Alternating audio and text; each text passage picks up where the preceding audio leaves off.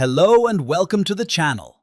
Today, I will guide you through a simple process to change the zoom level in the PyCharm editor on Windows 10.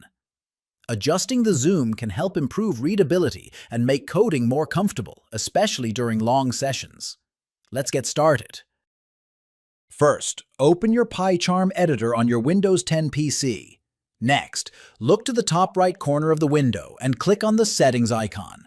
Select Settings to open the configuration window. Then, make sure you are in the Appearance section.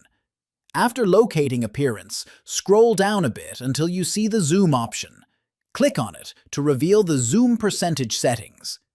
Now, choose your preferred zoom level. For example, select 125% to increase the font size and editor zoom for better visibility. Finally, click OK at the bottom of the settings window to apply the changes.